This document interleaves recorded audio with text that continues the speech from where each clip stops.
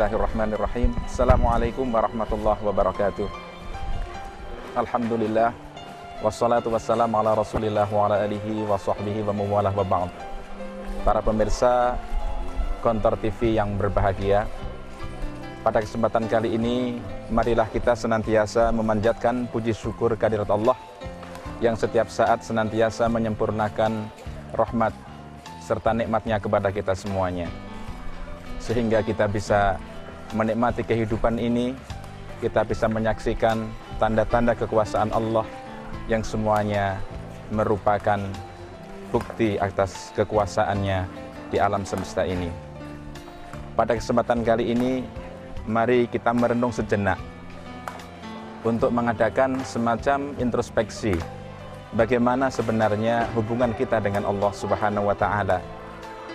Seseorang akan tampak hubungannya dekat atau jauh dari Allah Subhanahu wa Ta'ala, di antaranya dari doa-doa yang dia panjatkan kepada Allah.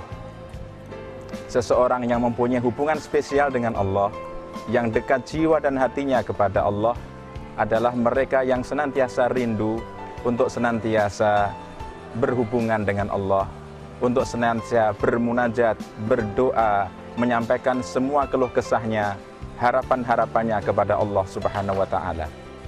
Maka kalau kita menyaksikan seseorang yang bisa menikmati doa, bisa menikmati tadarruk, bisa menikmati ibtihal kepada Allah, itu salah satu bukti bahwa dia adalah orang yang dekat kepada Allah Subhanahu wa Ta'ala. Sebaliknya, manakala kita menyaksikan atau kadang-kadang diri kita sendiri merasakan kita malas berdoa, kita enggan bermunajat kepada Allah, doa-doa kita terasa kering dan gersang, berarti kita sudah semakin jauh dari Allah Subhanahu wa Ta'ala. Dalam surat Al-Baqarah ayat 186, Allah berfirman, A'udzu billahi minasyaitonir rajim. Wa idza sa'alaka 'ibadi 'anni fa inni qarib ujibu da'watad da'i idza da'an falyastajibu li wal yu'minu bi la'allahum yarshudun. Dan apabila hamba-hambaku bertanya kepadamu wahai Muhammad tentang aku, tentang Allah, maka sungguhnya aku ini dekat. Aku akan mengabulkan permohonan orang yang berdoa kepadaku apabila dia memohon kepadaku.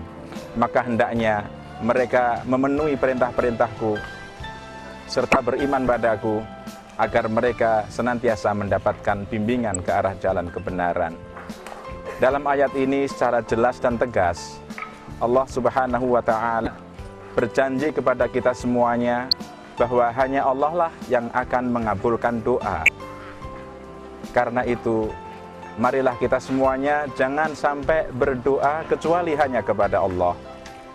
Sekaligus dalam ayat ini juga dijelaskan bahwa kalau kita bersungguh-sungguh berdoa kepada Allah, maka Allah akan mengabulkan doa dan harapan yang kita panjatkan kepadanya.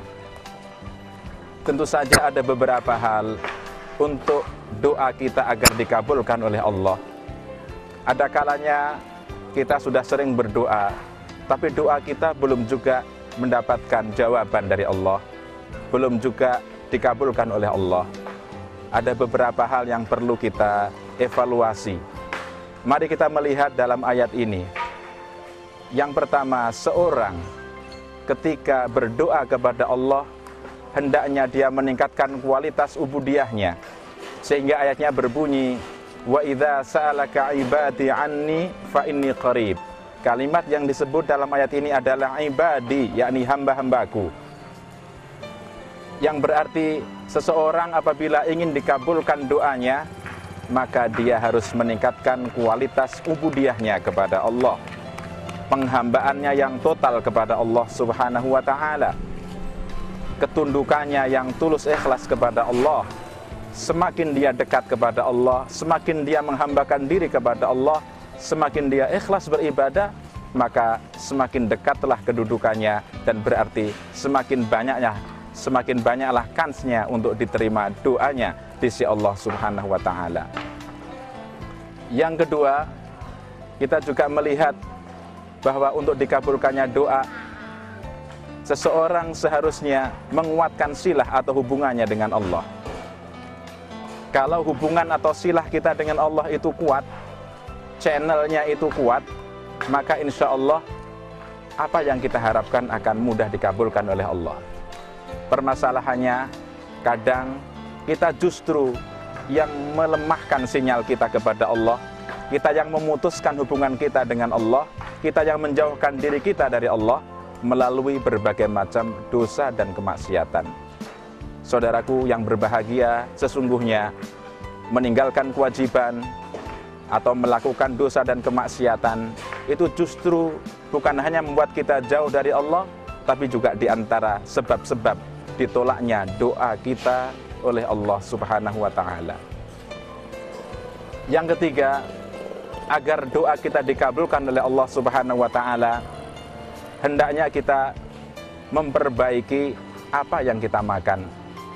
Ketika Mu'ad bin Jabal datang kepada Nabi kita yang mulia Nabi Muhammad SAW, kemudian bertanya bagaimana syaratnya agar doanya dikabulkan oleh Allah, maka Nabi yang mulia bersabda, "Ya Mu'ad, atib mat'amaka takun mustajabat da'wah." Wahai Mu'ad, perbaikilah makananmu, maka niscaya kamu akan menjadi orang yang dikabulkan doanya. Kadang-kadang kita kurang hati-hati dari apa yang kita makan.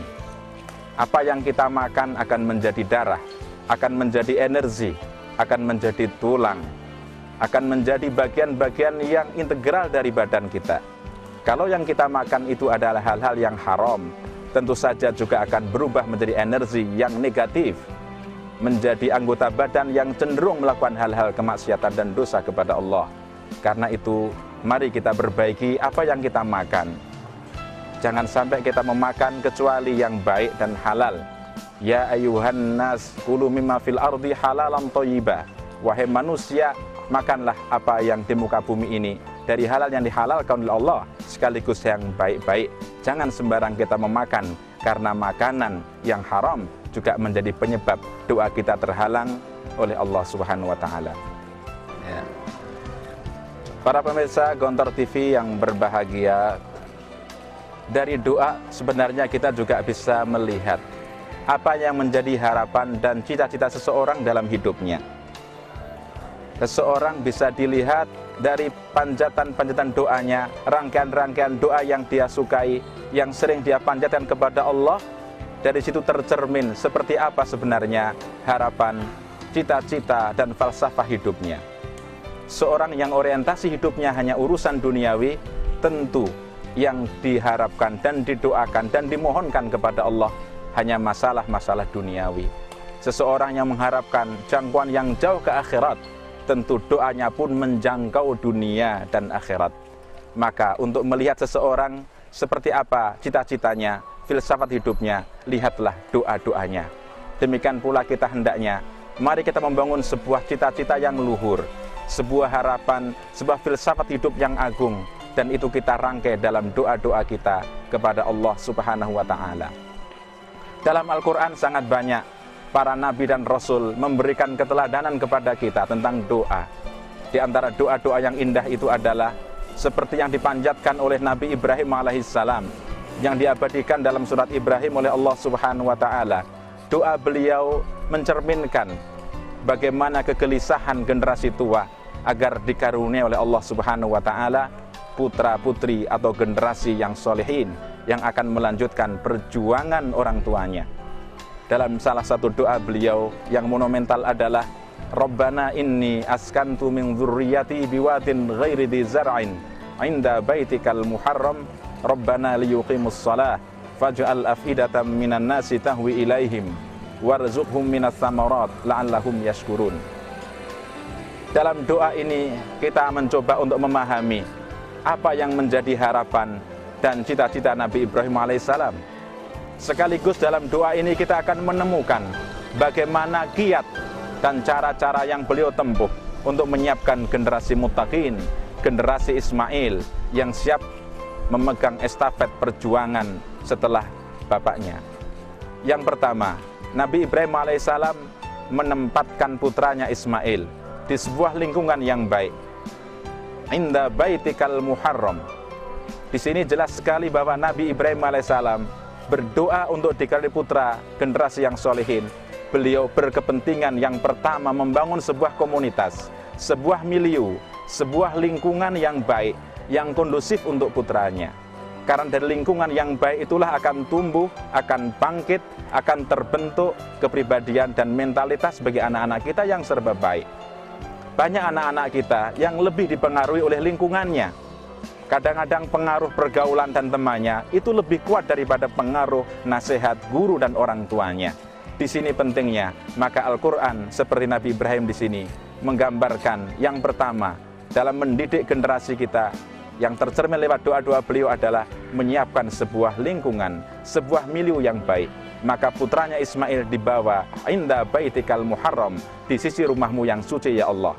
Karena itu maka kita berkepentingan membangun sebuah lingkungan yang kondusif di rumah kita, di masjid kita, tempat pergaulan anak-anak kita, di sekolah-sekolah yang betul-betul baik untuk putra-putri kita. Kemudian yang kedua, Rabbana liyuqimus shalah. Dalam doa ini jelas sekali bahwa kiat yang kedua mendidik generasi adalah dengan salat. Karena melalui pendidikan salat ini, anak-anak kita akan terlatih disiplin waktu, akan terlatih bermasyarakat, akan terlatih berjamaah, akan terlatih kebersihan, dan sangat banyak lagi nilai-nilai pendidikan yang terkandung dalam ibadah salat. Dari salatlah segala sesuatunya akan terukur, sehingga generasi salaf memberi nama salat dengan al-mizan, yang artinya timbangan, yang artinya adalah ukuran untuk mengetahui kualitas amal-amal yang lain. Kelak pada hari kiamat, yang akan dihisab pertama kali dari amal ibadah kita adalah salatnya. Kalau salatnya beres, semuanya akan ikut baik. Sebaliknya, kalau salatnya tidak beres, semuanya akan rusak. Di sini pentingnya kita mendidikkan salat sejak dini kepada anak-anak kita, agar mereka kelak menjadi generasi penegak salat. Rabbana liyuqimus shalah. Yang ketiga, faj'al afidatan minan nasi tahwi ilaihim. Ya Allah, jadikanlah hati sebagian manusia jatuh simpati kepada mereka. Artinya, dalam doa ini tercermin bagaimana Nabi Ibrahim alaihissalam membekali dan melengkapi untuk putranya Ismail sebuah sikap akhlak, bermuamalah, bersopan santun kepada masyarakatnya, sehingga Nabi Ismail mendapatkan simpati, mendapatkan dukungan dan kecintaan dari masyarakatnya. Jangan sampai anak-anak kita hidup menyendiri, tidak mengenal umat dan masyarakatnya, tidak mengerti akhlak dan sopan santun, sehingga tidak mendapatkan simpati dari umat dan masyarakatnya. Dan yang tidak kalah pentingnya adalah warzuqhum minas tsamarat la'allahum yashkurun, dan karuniakan kepada mereka rezeki berupa buah-buahan agar mereka menjadi orang-orang yang bersyukur. Di sini artinya agar orang tua mendidik anaknya dengan perangkat ilmu yang baik, dengan life skill, kemampuan dan kecakapan untuk hidup, untuk mencari rezeki, untuk mencari karunia Allah yang semuanya tersebar di alam semesta ini. Lewat doa kita bisa melihat bagaimana cita-cita Nabi Ibrahim. Lewat doa kita juga bisa melihat bagaimana kiat-kiat beliau dalam mendidik putranya, sehingga lahirlah generasi-generasi Ismail. Mudah-mudahan kita semakin mencintai doa, kita semakin dekat dengan doa, karena itulah cermin sebenarnya ukuran kedekatan kita kepada Allah Subhanahu wa Ta'ala. Mari kita merangkai, mari kita membuat doa-doa yang merupakan cermin dari filsafat hidup dan cita-cita kita kelak di masyarakat. Mudah-mudahan seluruh doa kita dikabulkan oleh Allah Subhanahu wa Ta'ala. Aqulu qouli hadza, wassalamualaikum warahmatullahi wabarakatuh.